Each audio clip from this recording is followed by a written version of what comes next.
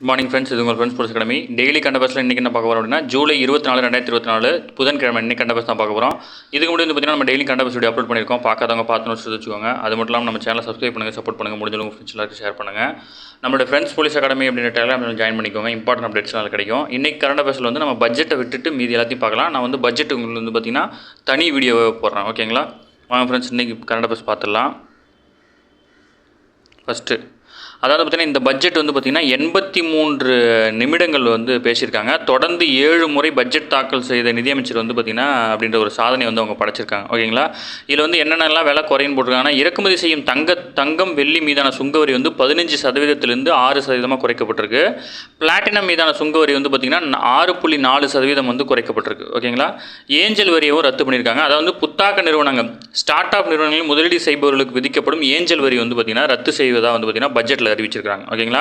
Angel வரி அப்படின்றது எதனுடைய தொடர்புடையது அப்படின்னு கேட்க வாய்ப்பு இருக்குது. அதை மட்டும் தெரிஞ்சுக்கோங்க. புத்தாக்க நிறுவனங்களில் வந்து பார்த்திங்கன்னா முதலீடு செய்வது தொடர்பானது. ஓகேங்களா?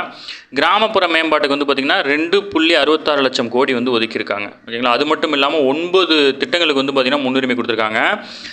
இதில் வந்து பார்த்திங்கன்னா வேளாண் துறையின் உற்பத்தி திறனை அதிகரிப்பது, வேலைவாய்ப்பு திறனை அதிகரிப்பது, வேலைவாய்ப்பு மற்றும் திறன் மேம்பாடு, அனைவரையும் உள்ளடக்கிய மனிதவள மேம்பாடு மற்றும் சமூக நீதி, உற்பத்தி மற்றும் சேவைகள், நகர்ப்புற வளர்ச்சி, எரிசக்தி பாதுகாப்பு, உட்கட்டமைப்பு, புத்தாக்கம், அடுத்த தலைமுறை சீர்திருத்தங்கள் ஆகிய திட்டங்களுக்கு வந்து பார்த்திங்கன்னா ரொம்ப இம்பார்ட்டன்ட் கொடுத்துருக்காங்க. ஓகேங்களா? அடுத்து வந்து பார்த்திங்கன்னா இதில் விலை குறையும் பொருள் உயரும் பொருள்லாம் கொடுத்துருக்காங்க. இதை நான் உங்களுக்கு நியூஸ் பேப்பர் வந்து டெலிகிராம் சேனலில் போட்டுறேன், நீங்கள் அதை பார்த்துக்கோங்க. ஓகேங்களா? அதேமாதிரி வந்து பார்த்திங்கன்னா பெரியார் ஐஏஎஸ் அகாடமி சார்பில் வந்து சென்னை வேப்பேரியில் வந்து பார்த்திங்கன்னா ஒரு கருத்தரங்கம் நடத்துகிறாங்க. இதில் வந்து பார்த்திங்கன்னா ஐஏஎஸ் ஐபிஎஸ் எக்ஸாமுக்கு எப்படிலாம் படிக்கணும் அப்படின்னு சொல்லிட்டு ஒரு கருத்தரங்கம் நடத்துகிறாங்க. விருப்பம் உள்ளவங்க வந்து பார்த்திங்கன்னா இந்த நம்பரில் கால் பண்ணி உங்களோட நேம் ரெஜிஸ்டர் பண்ணிக்கலாம். சரிங்களா? சாட்டர்டே சண்டே தான் நடக்குது. மெட்ரோ ரயில் நிறுவனத்துக்கு வந்து பார்த்திங்கன்னா விருது கொடுத்துருக்காங்க. ஓகேங்களா? இதில் வந்து பார்த்திங்கன்னா 2ஆம் கட்ட திட்டத்தில் வந்து பார்த்திங்கன்னா சுரங்கப்பாதை வடிவமைப்பு மற்றும் கட்டுமானத்தில் நிலைத்த தன்மை அப்படின்ற பிரிவின் கீழே வந்து பார்த்திங்கன்னா இந்த விருது வந்து வழங்கப்படுது. சுரங்கப்பாதை வடிவமைப்பு மற்றும் கட்டுமானத்தில் நிலைத்த தன்மை என்ற பிரிவின் கீழ் மெட்ரோ ரயில் நிறுவனத்துக்கு வந்து பார்த்திங்கன்னா ISAVFD அப்படின்ற நிறுவனம் வந்து பார்த்திங்கன்னா இந்த விருது வந்து வழங்குதாங்க. ஓகேங்களா? இந்த விருதை வந்து பார்த்திங்கன்னா டென்மார்க்கில் கோபன்ஹேகனில் நடைபெறும் கருத்தரங்களை போயிட்டு வந்து பார்த்திங்கன்னா வாங்க இருக்கிறாங்க மெட்ரோ நிறுவனம். பட்ஜெட் வந்து நான் உங்களுக்கு ஃபுல்லாக நடத்துகிறேன். அதனால் பட்ஜெட்டை நம்ம பார்க்க தேவையில்லை. உங்களுக்கு தனி வீடியோவை நான் அப்லோட் பண்ணிடுறேன். அடுத்து அமெரிக்க அதிபர் தேர்தலின் ஜனநாயக கட்சி வேட்பாளரான வந்து பார்த்திங்கன்னா ஜோ பைடன் வந்து விலகியதுக்கப்புறம் வந்து பார்த்திங்கன்னா கமலா ஹாரிஸ் வந்து பார்த்திங்கன்னா அவங்களுக்கு தான் வந்து ஆதரவு அதிகமாக இருக்குது. இவங்க வந்து பார்த்திங்கன்னா தமிழகத்தை சேர்ந்தவர். இவருடைய பூர்வீகம் வந்து தமிழகம். கமலா ஹாரிஸின் தாயாரான ஷியாமலா கோபாலன் அவங்க வந்து பார்த்திங்கன்னா தமிழகத்தில் பிறந்தவர். அப்படின்றதுனால வந்து பார்த்திங்கன்னா இந்தியர்களிடையே வந்து பார்த்திங்கன்னா அதிக கவனத்தை எடுத்திருக்கு. ஓகேங்களா? அமெரிக்காவின் முதல் கருப்பின் அதிபர் வந்து பார்த்திங்கன்னா பாரக் ஒபாமா. இவர் வந்து தொடர்ந்து 2 முறையாக அதிபராக இருந்தவர். ஓகேங்களா? 2008, 2012. அடுத்து உருளைக்கிழங்கை பற்றி ஒரு ஆர்டிகல் கொடுத்துருக்காங்க. ஏன்னா அதனுடைய விலைகள் வந்து பார்த்திங்கன்னா சமீப காலமாக அதனுடைய ஏற்றுமதி விலைகளில் ஏற்பட்ட பிரச்சனை காரணமாக உருளைக்கிழங்கை பற்றி ஒரு ஆர்டிகல் கொடுத்துருக்காங்க. சும்மா நம்ம தெரிஞ்சுக்கிட்டால் போதுமானது. உருளைக்கிழங்கோட தோற்றம் வந்து பார்த்திங்கன்னா தென் அமெரிக்காவில் ஆண்டிஸ் மலைத்தொடரில் வந்து பார்த்திங்கன்னா இது ஃபஸ்ட்டு அங்கே தான் உற்பத்தி ஆயிருக்கு. இந்த ஆண்டிஸ் மலைத்தொடர் என்பது தென் அமெரிக்க கண்டத்தில் வந்து பார்த்திங்கன்னா தென்பகுதியில் தொடங்கி அதன் மேற்கு கரையில் முழு நீளத்துக்கும் வந்து பார்த்திங்கன்னா 9000 கிலோமீட்டர் தொலைவுக்கு 7 நாடுகள் வழியே வந்து பறந்து காணப்படும் பசுமையான தோட்டத்தால் சிறப்புடைய மாய நாகரீகத்தின் அடையாளம் அப்படின்னு சொல்கிறாங்க. ஓகேங்களா? முக்கியமானது தென் அமெரிக்காவில் இருக்க ஆண்டிஸ் மலைத்தொடர். ஓகேங்களா? இது வந்து உங்கள் ஸ்கூல் புக்கில் இருக்குது.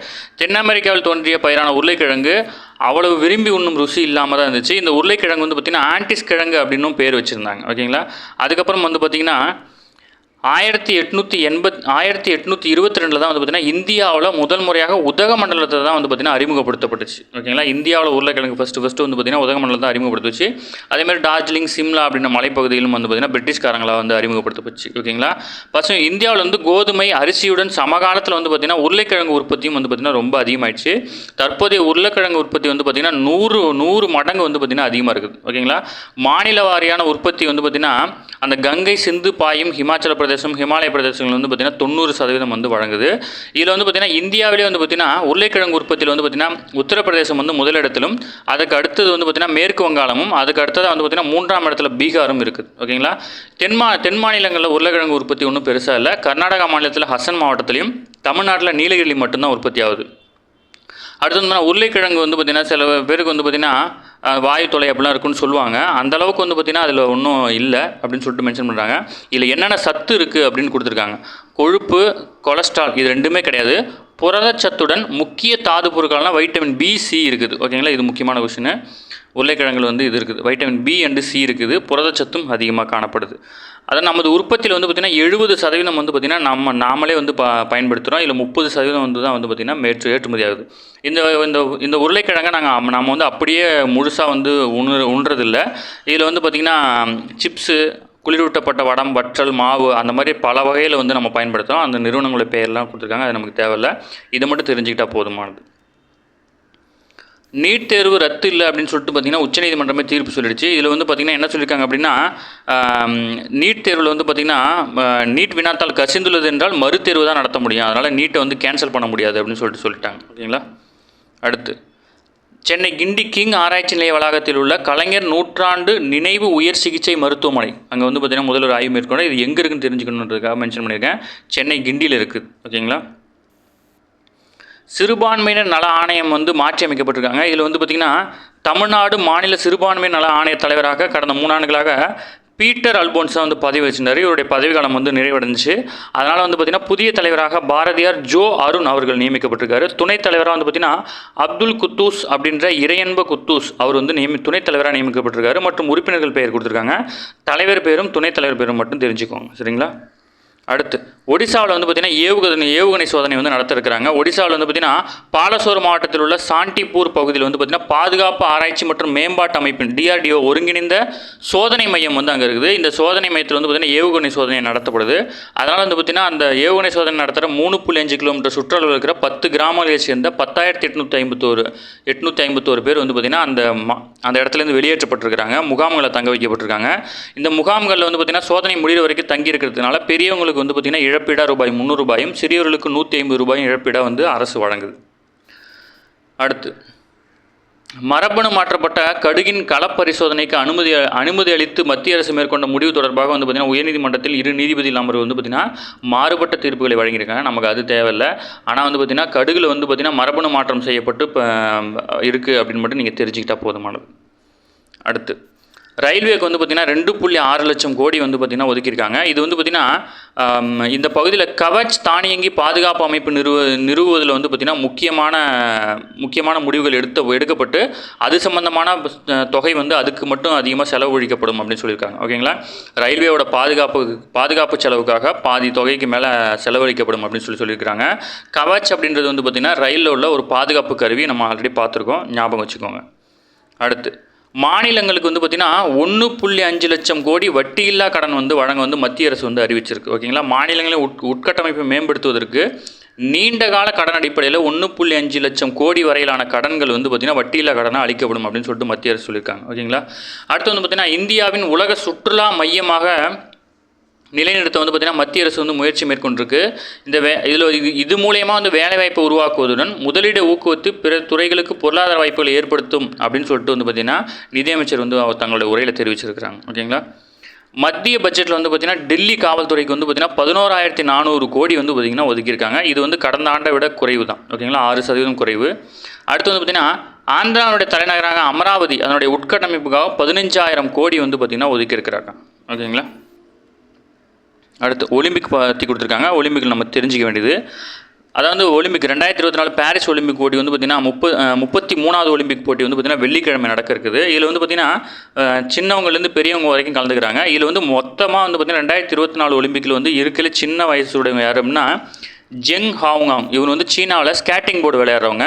இதுக்கு முன்னாடி இந்த விளையாட்டில் தான் இவங்க சின்னவர். இதுக்கு முன்னாடி வந்து பாரிஸ் ஒலிம்பிக்கில் வந்து பார்த்திங்கன்னா 1896 ஏதென்ஸ் ஒலிம்பிக் ஜிம்னாஸ்டிக் களம்கான 10 வயது டிமிட்ரியஸ் லூன்ட்ராஸ் அவர் தான் வந்து பார்த்திங்கன்னா இளம் வயது வீரர். இப்போ இந்த போட்டியில் வந்து பார்த்திங்கன்னா ஜெங் ஹாங்காங் அவர் தான் வந்து பார்த்திங்கன்னா இளம் வயது வீரர். அதேமாதிரி வந்து பார்த்திங்கன்னா இந்த போட்டியில் வந்து பார்த்திங்கன்னா ஜில் இர்விங் 61 வயது, இவர் கனடாவை சேர்ந்தவர். இவர் குதிரை ஏற்றத்தில் வந்து பார்த்திங்கன்னா மிகவும் வந்து வயதான போட்டியாளராக கருதப்படுறாரு. இதுக்கு முன்னாடி 1920 வந்து பார்த்திங்கன்னா 72 வயதை சேர்ந்த துப்பாக்கி சுடும் வீரர் ஆஸ்கார் ஸ்வான் வந்து பார்த்திங்கன்னா கலந்துட்டு இருந்திருக்காரு. ஓகேங்களா. இதே கேட்டகரியில் இந்தியாவில் வந்து பார்த்திங்கன்னா தினிதி தேசிங். ஓகேங்களா. இவர் வந்து 14 வயதை சேர்ந்தவர். இவர் நீச்சல் வீரர். ஓகேங்களா. பேர் அது என்ன விளையாட்டு, இவர் தான் வந்து பார்த்திங்கன்னா இந்தியாவிலேருந்து பாரிஸில் கலந்துக்கிற மிகவும் இளம் வயது வீரர். ஓகேங்களா. இதுக்கு முன்னாடி வந்து பார்த்திங்கன்னா இந்த ஒலிம்பிக் போட்டியில் 1952 வந்து பார்த்திங்கன்னா 11 வயசில் வந்து பார்த்திங்கன்னா ஹெல்சிங்கி ஒலிம்பிக்கில் வந்து பார்த்திங்கன்னா மகளிருக்கான 2 மீட்டர் அதாவது ஃப்ரெஷ் ஸ்ட்ரோக் அப்படின்ற நீச்சல் போட்டியில் வந்து கலந்துக்கிட்டாங்க. ஓகேங்களா, அவங்க தான் இளம் வயது வீரர். தற்போது வந்து திதினி தேசிங் வயதானவராக வந்து பார்த்திங்கன்னா ரோபன் போபண்ணா 44, இவர் வந்து டென்னிஸ் வீரர். இவர் தான் வந்து பார்த்திங்கன்னா இந்த போட்டியில் கலந்துக்கிற மிகவும் வயதான வீரர் அப்படின்ற பெயர் இவருக்கு இருக்குது. ஓகேங்களா, அடுத்து வந்து பார்த்திங்கன்னா பாரிஸ் ஒலிம்பிக்கில் வந்து பார்த்திங்கன்னா பாரிஸ் ஒலிம்பிக்கில் முதல் 2028 லாஸ் ஏஞ்சல்ஸ் ஒலிம்பிக் போட்டி வரையிலான 4 ஆண்டுகளுக்கு இந்திய ஒலிம்பிக் சங்கத்தின் முதன்மை விளம்பரதாரராக பாரத் பெட்ரோலியம் நிறுவனம் வந்து பொறுப்பேற்றிருக்கு. ஓகேங்களா, முதன்மை விளம்பரதாரர். தொடர்ந்து 7வது முறையாக வந்து பார்த்திங்கன்னா மத்திய நிதியமைச்சர் வந்து பார்த்திங்கன்னா பட்ஜெட் தாக்கல் பண்ணியிருக்காங்க, தெரிஞ்ச விஷயந்தான். அடுத்து வந்து பார்த்திங்கன்னா அதிபர் தேர்தலிருந்து ஜோ பைடன் வந்து விலகியதுக்கப்புறம் வந்து பார்த்திங்கன்னா கமலா ஹாரிஸ் தேர்தல் பிரச்சாரத்துக்காக $8.1 கோடி சுமார் 678 கோடி நிதி வந்து பார்த்திங்கன்னா அவங்களுக்கு வந்து அந்த கட்சிக்கு வந்து வழங்கப்பட்டிருக்கு. அதிபர் தேர்தல் பிரச்சாரத்துக்காக 24 மணி நேரத்தில் இவ்வளவு பெரிய நிதி திரட்டியுள்ளது வந்து பார்த்திங்கன்னா அமெரிக்க வரலாற்றில் இதுதான் முதல் முறை. ஓகேங்களா, இந்த தேர்தல் போட்டிக்கிழமாக கமலா ஹாரிஸ் கட்சியினரிடையே உள்ள அமோக ஆதரவை வந்து வெளிப்படுத்துவதாக இருக்குது அப்படின்னு சொல்லியிருக்காங்க. ஓகேங்களா, அதாவது ஜோ பைடன் விலகினதுக்கு அப்புறம் வந்து பார்த்திங்கன்னா கமலா ஹாரிஸ் தான் வந்து பார்த்திங்கன்னா அடுத்தது வந்து பார்த்திங்கன்னா அதிபர் தேர்தல் வந்து போட்டியிடுவார்னு தெரிஞ்ச அடுத்த 24 மணி நேரத்தில் $8.1 கோடி வந்து பார்த்திங்கன்னா நிதி வந்து குவிஞ்சிருக்குது. ஓகேங்களா, எய்ட்ஸ் வந்து பார்த்திங்கன்னா உரிய சிகிச்சை அளிக்கப்படாமல் அந்த நோயாளி வந்து பார்த்திங்கன்னா நிமிஷத்துக்கு ஒரு உயிரிழப்பதாக வந்து பார்த்திங்கன்னா ஐநா வந்து தெரிவிச்சிருக்காங்க. இதில் வந்து பார்த்திங்கன்னா தற்போது உலகில் சுமார் 4 கோடி பேருக்கு HIV தொற்று ஏற்பட்டுள்ளது. அதில் வந்து பார்த்திங்கன்னா 90 லட்சத்துக்கும் மேற்பட்டவர்கள் வந்து பார்த்திங்கன்னா உரிய சிகிச்சை அளிக்கப்படுவதனால வந்து பார்த்திங்கன்னா நிமிஷத்துக்கு ஒருவர் இறக்குறாரு அப்படின்னு சொல்லிட்டு வந்து பார்த்திங்கன்னா ஐநா அறிக்கையில் தெரிவிச்சிருக்காங்க. ஓகே ஃப்ரெண்ட்ஸ், இன்றைக்கி கரண்ட் அஃபேர்ஸ் அவ்வளோதான். பட்ஜெட் போட்டு நான் உங்களுக்கு தனியாக ஒரு வீடியோ போட்டுறேன், நீங்கள் அதை பார்த்து தெரிஞ்சுக்கலாம். சரிங்களா, மற்ற மீதி எல்லாத்தையும் மெமரி பண்ணிக்கோங்க, நோட்ஸ் எடுத்துக்கோங்க. டெய்லி கரண்ட் அஃபேர்ஸ் டெய்லி பார்த்துருங்க. அப்போ தான் வந்து பார்த்திங்கன்னா மந்த்லி பார்க்கும்போது உங்களுக்கு ரொம்ப ஈஸியாக இருக்கும், வீக்லி பார்க்கும்போது உங்களுக்கு ஈஸியாக இருக்கும். அது மட்டும் நம்ம சேனல் சப்ஸ்கிரைப் பண்ணுங்கள், சப்போர்ட் பண்ணுங்கள், முடிஞ்சவங்க ஃப்ரெண்ட்ஸ் எல்லாம் ஷேர் பண்ணுங்கள். Thank you friends.